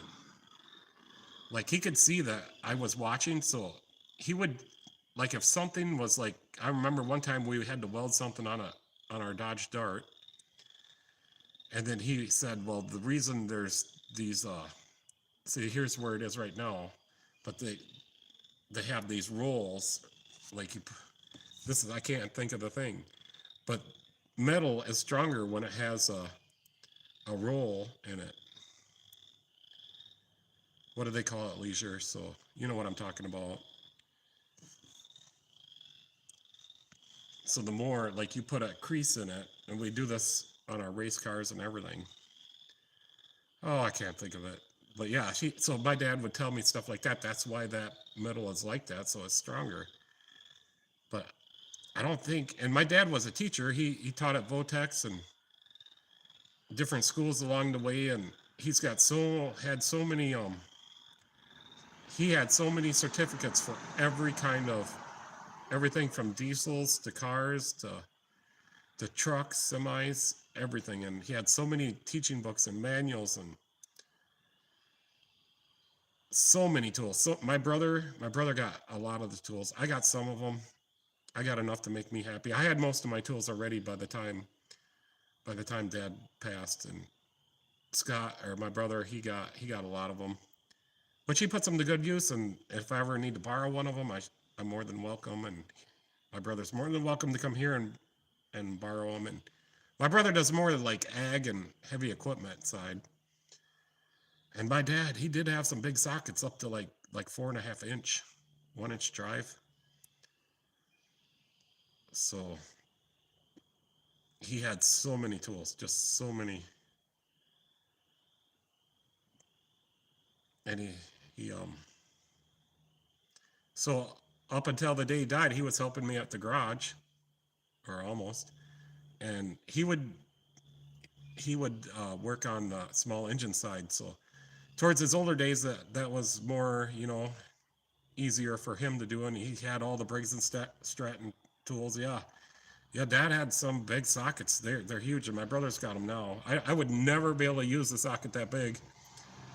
I think I did want one of my dad's big wrenches. I think it was a double open end, like it was like a 3 inch and 3.5 inch. It might have been for a railroad or something. My dad just collected it, but my brother's got it. I want to hang it on my wall. It's just a huge wrench. It's an actual wrench. I think it was for maybe like a railroad yard or something. But it's a huge wrench. But I was at Menards the other day, and I found one up to 2 inch. And it was only $32, but I didn't buy it because I'd never use it. But I've been thinking about it. I think I'll get the whole set, and we can hang it on the wall for people to look at. And I got one more thing I want to put on the wall over by the TV. I got some old saws, like hand saws, the old timer ones. I got a couple different, like a crosscut, and I got both styles. So there's a crosscut and there's another one. But I never use them, and they're kind of rusty, and I think I'll just put them on the wall over there. And then Michelle, we started putting emblems back there by the furnace on that bench. But I was out into the shed the other day, my storage shed, and I found all the other emblems. So we got to get all those put on to the back bench, and then we'll take them off when we get the cabinet system back on this side. I'm just not sure. I think I'll be able to pay this shop off by next year, and I think I might sell it and move to Florida. The taxes here in Minnesota are really high. And then it's all going out of our state to another country. So I just don't want to deal with that. And it does get cold, and we do get a lot of snow in the winter, although I like the snow now because I just sit in my pickup and plow it. I'm all warm. I don't have to go out in there, and I don't go in the ditch anymore, so I don't have to worry about going into the ditch. Yeah, I don't know. So me and Michelle are going to try to take a vacation down there this summer so I can see if it's too hot or too humid. I know I've been out to Vegas in not the hottest month, but pretty close to the hottest month. And yes, it's hot out in Vegas, but it's a drier heat. I didn't mind it that much. I guess during the day I was at the casino, but when I was out at night, wandering around the strip or driving I rented a car and drove down. I wanted to rent a Ferrari, but I was too young. They wouldn't let me have it. I was under 25. But I ended up getting another rental car where they had the Ferrari, and it was a brand new, like Ford. I can't remember what kind of car it was, but it was brand new. And I had to sign, whatever papers it was, because I think I was only like 20. I was just early 20s. I was over 21. And then I had that car for the whole day, and I think it was like, it was pretty cheap to have that car the whole day. And I drove that car all over Las Vegas, and I learned out there from the valet people that when you want to go, if there's just a little gap, you just pull right out and you can go.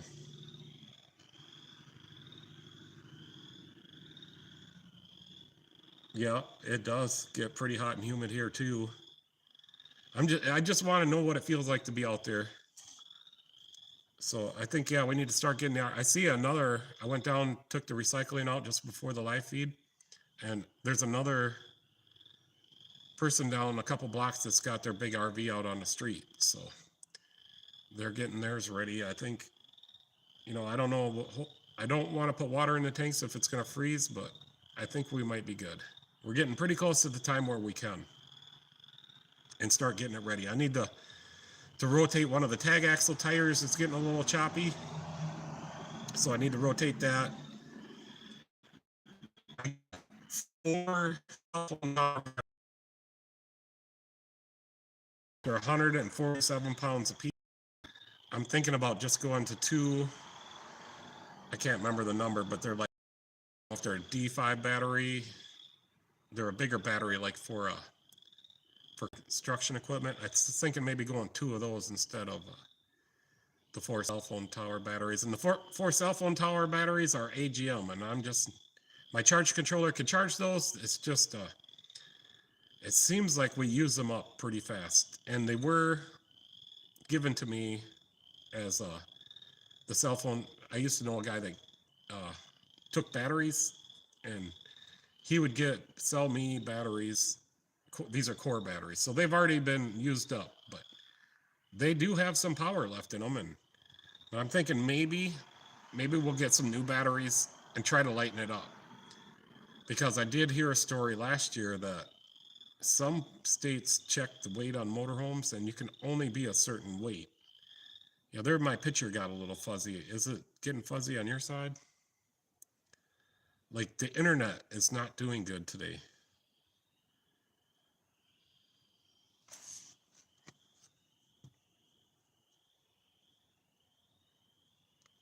Like, what I'm watching here, it's not a good picture.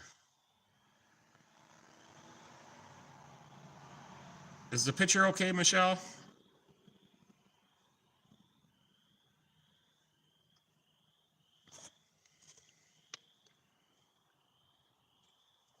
Yeah, I think the internet. Yeah, I can kind of see it here on my laptop. I might have to cut.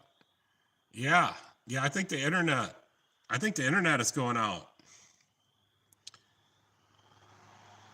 Yeah, I'm not sure. This is how it was when I started, but now it's doing it again. And I know it's the internet, because our internet is today. It took me. Well, it took a half hour or no, it took about an hour to upload that short that was only a little bit over a minute. Like, here, I could check the speed. Let me see what the speed is, because I may have to cut this short. Yep, we don't. So my upload speed is running at 50 meg. No, my download speed is 50 meg. My upload is at 0.25. So yeah, I'm running out of internet. It's the upload speed that's affecting my live stream here. Oh boy. Yeah, it still looks bad.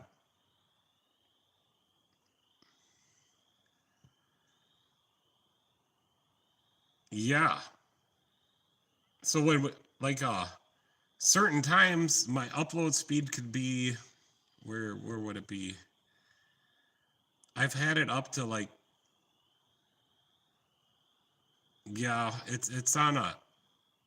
So we got, I think it's Metro, and it's on a AT&T tower, which there's only one of those towers here, and we're right on the edge of its reception. But there's times where my upload is like most of the time it's like almost 20. But there's times where it's 0.25 and I can't upload videos on 0.25. Yeah, it's still bad, but it might be getting better. Let me test it again. Yeah, they keep telling us cell phone towers under maintenance. It is getting a little bit better. We're up to 0.35 on the upload. Oh boy. I'm thinking I'm gonna get Starlink. I think I see an ad on the YouTube Shorts. It's $39 a month.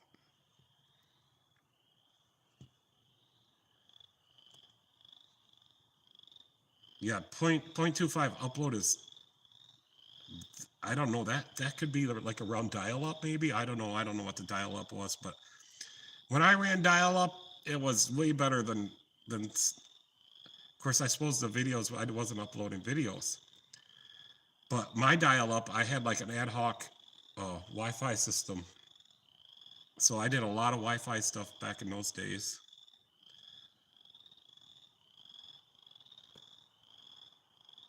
I don't know, they're advertising like $39 a month on, I didn't look into it, and I could ask one of my friend's shop in Spring Valley. He has Starlink at his shop and his house. And I do know that it was expensive then, so I'll have to ask him how much he's paying now. Yep, it's better now. I can see it because I'm watching it on my computer here. That's why I keep looking ahead, and I'm sure that's pretty annoying for you guys, but it does show comments on my phone. But yeah, I'm thinking I should check into the, because that's Michelle has her phone, and we get a discount for her phone if we use the internet. And it's better than the GigFire or the LTD I had. Well, that's good, because this phone, when I do my short videos, I use this phone. And when I do the editing on it, I have to click the volume up to 300, and maybe my short videos are too loud, but I increase the volume by 300% when I'm into. Up there, it went out again a little bit, but I edit all my videos. I don't think there's one video I haven't edited, and I cut out all the spaces to make the flow better, because if you ain't got good flow, people swipe your videos. So something to consider. Do you have like live monitoring on your, like I have live monitoring on my devices themselves. So I don't know what you're talking about, Rob, as far as live monitoring.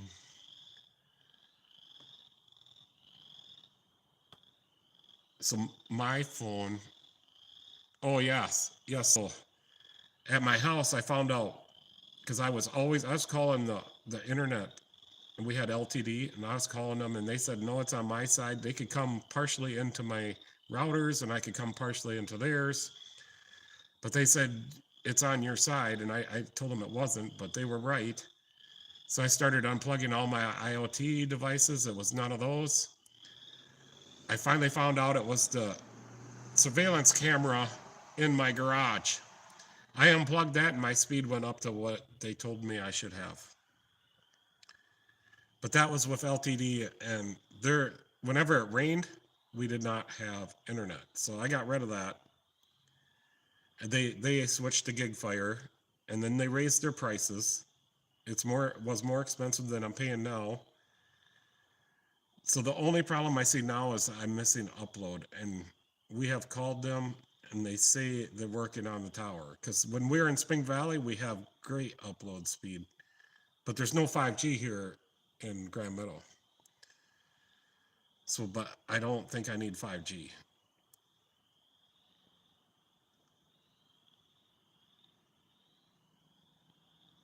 So, yeah, no, I know what you're saying. So one of my video cameras was an insecure one, and anybody could get the IP address and watch my camera, which I didn't care. But I unplugged that camera, and then my speed went up. Yeah, so if anybody needs to contact me, you can just go on Google and type in Custom Car LLC. And I suppose since you're out of my state, you would have to type in Minnesota or like Grand Meadow, Minnesota. And I will come up. I have the same little orange custom car logo. And then that's my phone number. Let's see what comes up. I think you can get my email from there. Or you could just text me once you got my phone number. And I know James has my phone number. And he's called me a couple times. But I don't know. So it has my address, my phone number. Don't know if if I put in an email. So it does. I do have a website. And there's probably an email on this website somewhere.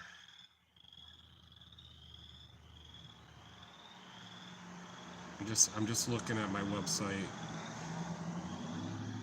And I made this website all by myself with WordPress. And I have GoDaddy domain service. I haven't been to my website for a while, so let's go see what it says under custom car. Yeah, I got to update some of this stuff. We changed our rate.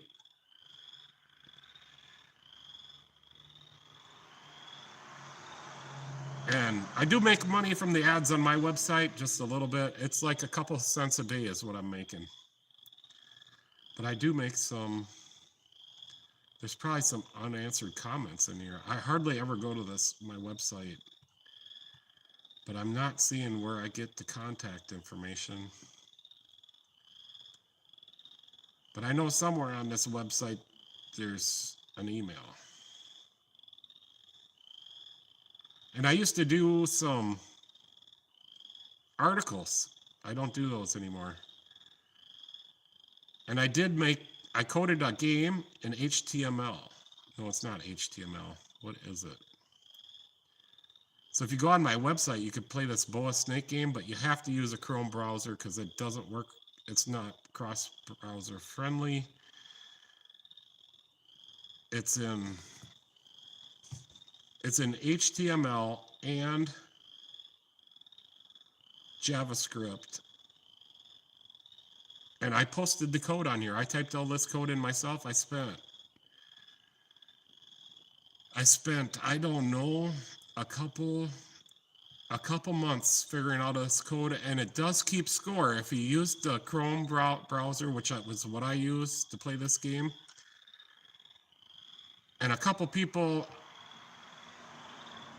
have played this game. It says there's 71 entries here. A lot of these are me. Well, it looks like Ryder, he's got up there. He's in, I don't know what place that is. 1, 2, 3, 4, 5, 6, 7. Ryder's in 7th place. I'm in 1st place. Nobody's been able to beat me. And I think I did 2nd place, 3rd place, and 4th place. And then Shithead is somebody else. That's not me. So I have the top 4 spots on my Boa Snake game here. So it's Pete01507.com. And you can go to the Boa Snake game right when you get there on the home page. It says update, Boa is on the loose. So if you click that, that brings you to the Boa Snake game. So then you just don't want to get hit by the yellow line, or you can't let the yellow line go outside of the box. And then each level, the snake gets faster, and the snake cannot run into itself either. And it's 10 seconds per level. I'm doing pretty good right now. Oh boy, oh boy. Game over, I just got 3,544, level 3. Let me see if I can submit this score. I'm just going to use CCLLC submit score. I'm going to see if this still works. It said it worked. So now we can go back there and refresh that page. And CCLLC should be in the order somewhere. Let's try page 3. No, it must be page 2. Yep, so there I am. I am on page 2 of the so that part still works. You do not need to log in to do that. I put some security stuff in there, and I have this website is got the CCLs or whatever the hell that is, where they have the certificates, so it's a secure site. Let me get back to the comments.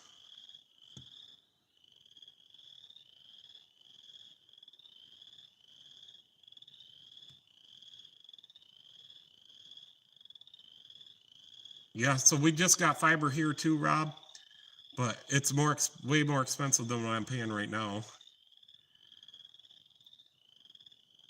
I don't like AI stuff, so I don't know how to code any of that. So I do see on the MIT App Inventor that I can do a GTP chatbot. So I was going to do that after I get my code done for my little audio listening device. $50 a month, that's not too bad. That's right. That's right what I'm paying right now. Yeah, I think if you're gonna use like AI in your videos, it's got to be stamped on the video like this is an AI produced video. And I think there's got to be laws and penalties for it. If I was more into that, I would be on like the law side of it, making the laws for it, because there's something that needs to be done. Yeah, I see an AI video, and some of them are really good. There's a special name what they call those, a deep AI or something like that, and I can't tell the difference, but I'm like, that's impossible. So then I'll go read the comments, and sure enough, people say that that's AI. But I don't know if AI is the way we're using it right now is good for us. One of my customers uses AI to verify that I'm doing his repairs right, and I'm charging him out okay, and that I'm giving him the correct answers, which he keeps coming back, so I must be. So he uses chat GTP to verify all the information I give him. So he doesn't do it in front of me, but then he lets me know, like, hey, I talked to chat GTP, and they said what you said, and let's go ahead and do it. So I do get I don't know what you call that, but yeah, so I think AI is a great thing, but some people are using it wrong, and they're using it for nefarious stuff, and they can use it to scam people. And I want to use it to make my Java code for my Android apps, but I don't know how to do that. Make an AI bot code my apps for me, because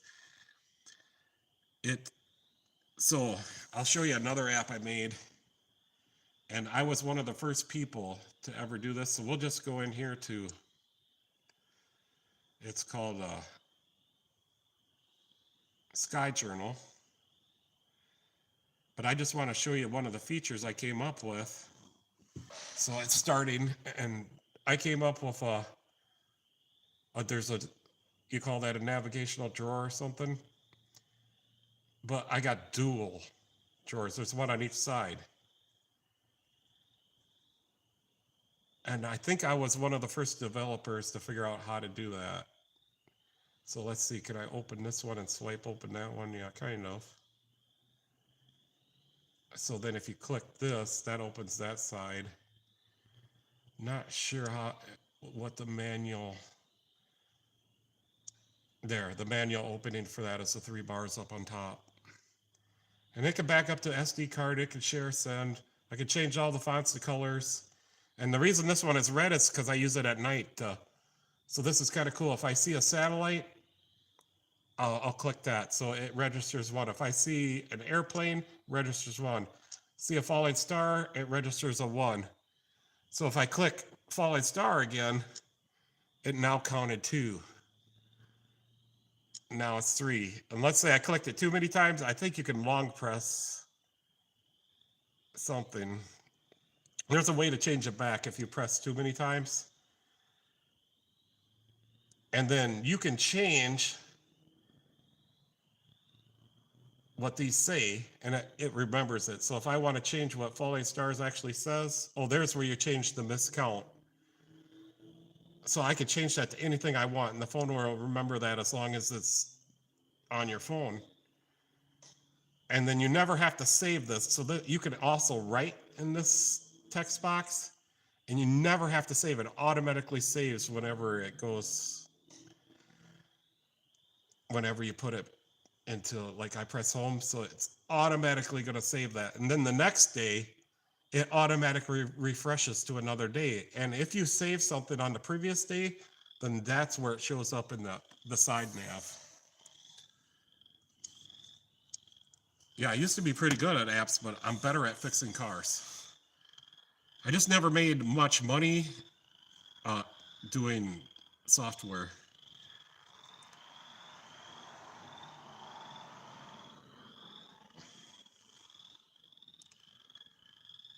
Yeah, for the AI making code. I just wonder how much that stuff costs.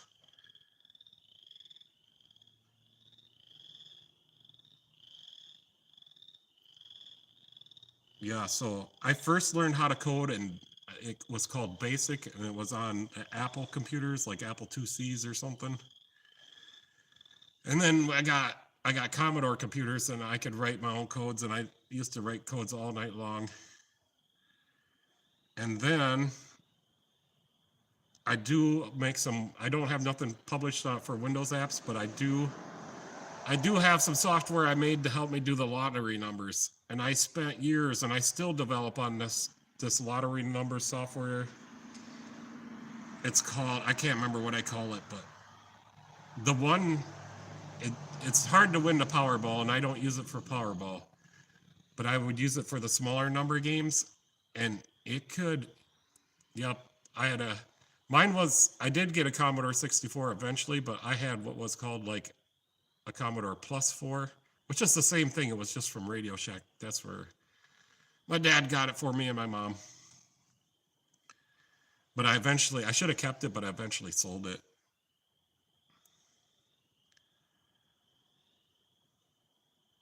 It was a cool offer for the book. That's cool.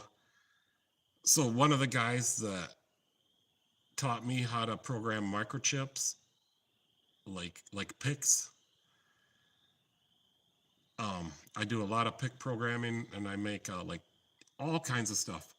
But he worked for IBM and invented something that was in the original style hard drive, the one with the little silver platters inside. He invented something in there, and he does have a couple patents, although we looked them up one night, and it's hard to find them, but he showed me before. I know he's in the patent office like 3 or 4 times. But I can't remember. Yeah, so I know a guy, and he's still alive. I had to pull him out of the ditch this last winter. But he taught me how to do microchips and then code MP. I like assembly language for microchips. I don't like to program them with anything else. Assembly, I can follow assembly language, and I can, because it's a step-by-step code. It's the next thing, from machine language, and well, that's what it is. But I like to program an assembly language for PICs. A Timex Sinclair. Is that a watch?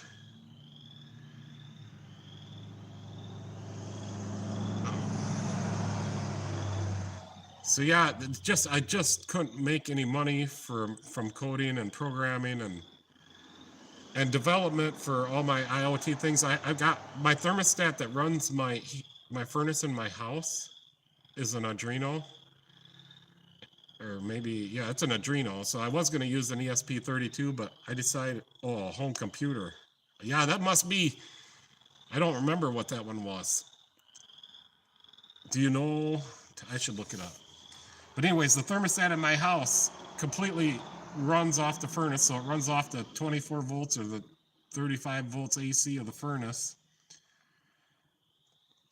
And Michelle hates it because she doesn't know how to turn it up and down, but I do. And I can set on my furnace, I can set what, you know, the temperature, and then I can set how long it takes for the temperature to come down, which is like hysteresis. How many degrees before it goes down before the furnace turns on again? And that's the part she hates. She likes to have like a 1 degree hysteresis to where that's what the temperature maintains at. I like to have like a 6 to a 10 degree. It saves a lot of money. So time X Sinclair. And I'm looking this up. That might have been before. That's a pretty old computer.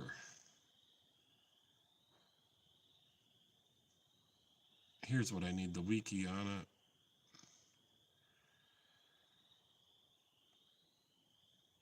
In 1982. So that was before I started working on computers. 1986 is when I think I did it with the Apple. It was my first class. So I do remember when I was in, I think it was my junior year in school, we just got computers. It might have been my senior year. And there was 3 or 4 of us that we could go in on DOS, and we figured out how to do everything. And that's where I learned that Snake game from, because it was called BOA on there, and we could play it through DOS. But I cannot find that game, and I know I downloaded it onto a floppy drive somewhere, the 3.5-inch floppy drive from school, and it was a developer game. So they would play it like when their eyes got, you know, from coding too much.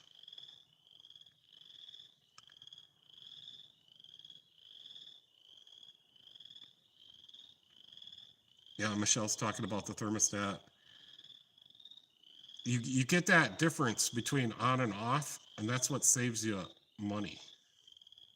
And that's the reason I made that thermostat. But and we do have the original slide bar thermostat that's hooked in parallel, so she can override it with that one. She does, and she doesn't get too cold, although she complains about it. I complain about it, but I'm a penny pincher, and it saves a little bit of money.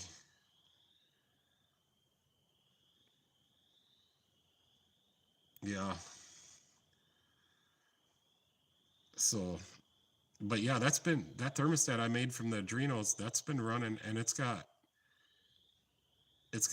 DC to DC converters on it. And the only thing I wish I would have done, I wish I would have used the ESP32, because then I could have Wi-Fi'd it and I could control it on my phone.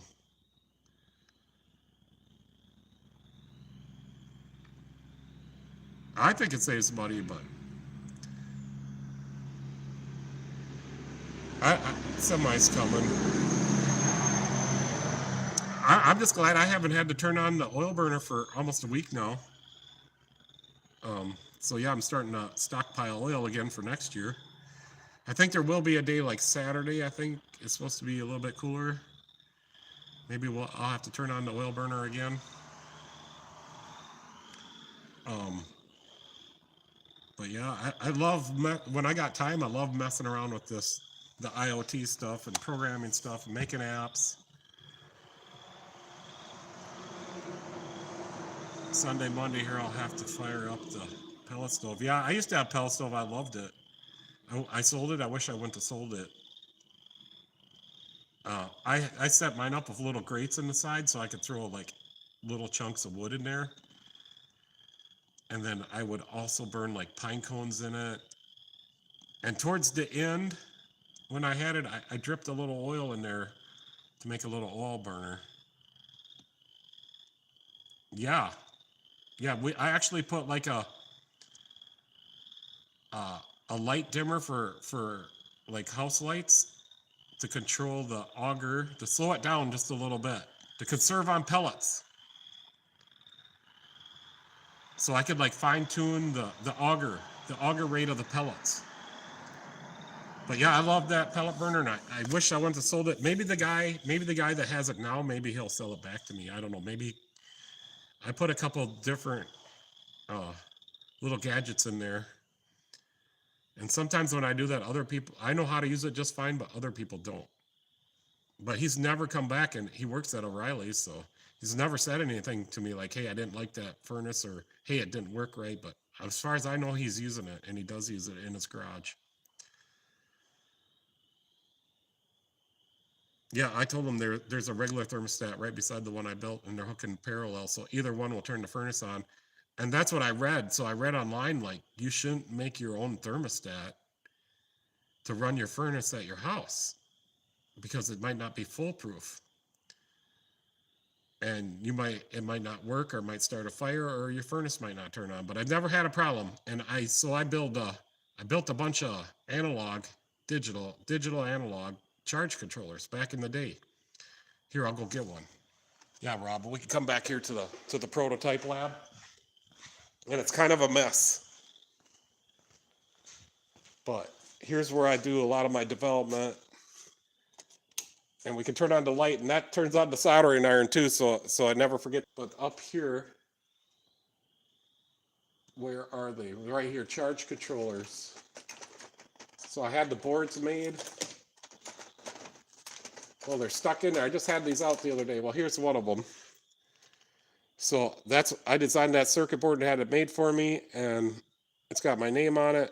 And this is a charge controller for like a solar setup. And there's 3 little pots on there. And I sold a couple of these and even gave away a couple, and I used a couple. So this is one of my first boards I made. And then I got all the circuits. There's a Tesla coil thingy I made, and it works, and someday I'll turn it on.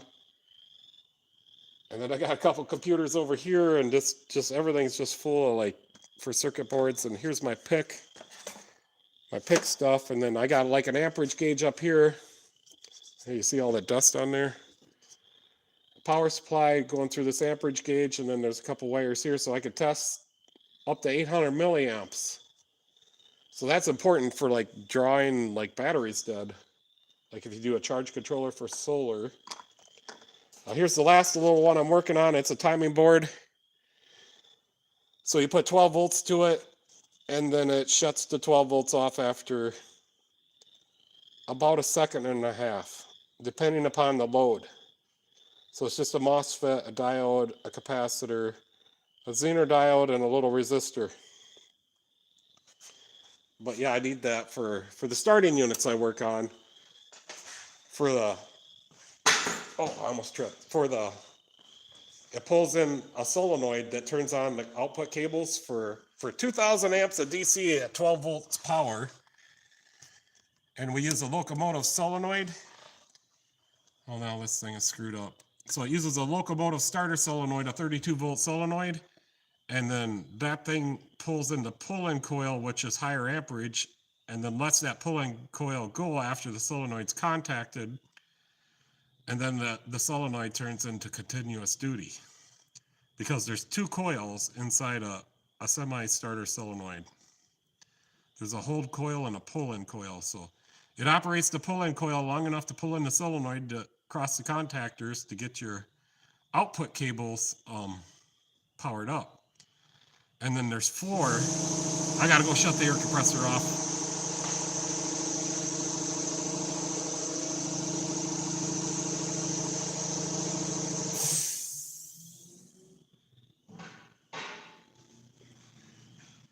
So there's 4 of those semi-solenoids in there set up to be continuous duty.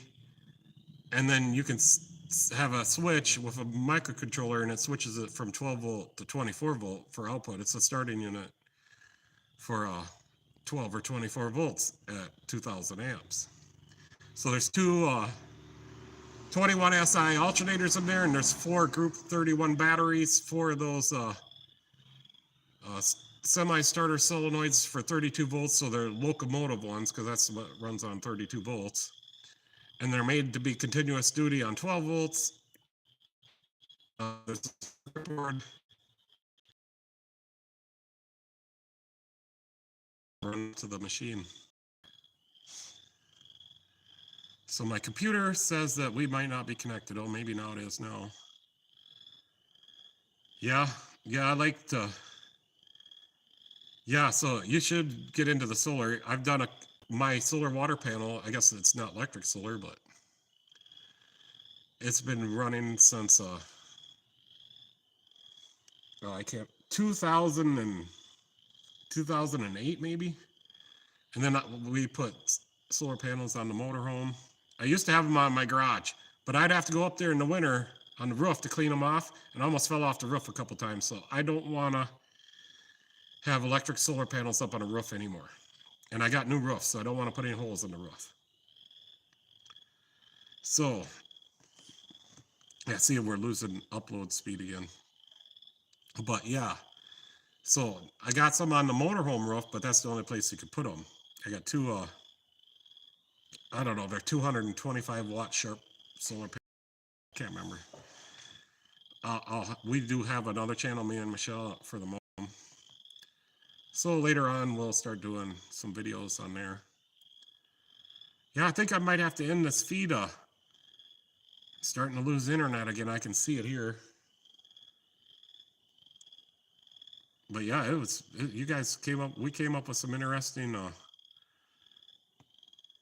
Leisure said the lower auger motor quit. He's got a pellet stove too, so that's great. Yeah, I love pellet stoves. Yeah, I think I'm gonna cut it out. We've been on here 2 hours now, so that's good. That's the norm. I do have to finish up here, and I got one check to put in yet tonight, and lock her down, and I got to get something to eat yet, and I'm sure Michelle's waiting, so I can come home and talk to her, and so she can go to bed early because she's not feeling good. So yeah, I'm going to thank each and every one of you for coming. I had a great time talking to you, and I hope you guys all have a great night too. So next Thursday night at 7 o'clock is what I'm going to plan, and I'm going to see if I can figure out something to put a notification on there that I'm having a live feed. So hopefully you guys all have a good night. Thanks for coming. We'll talk to you next time.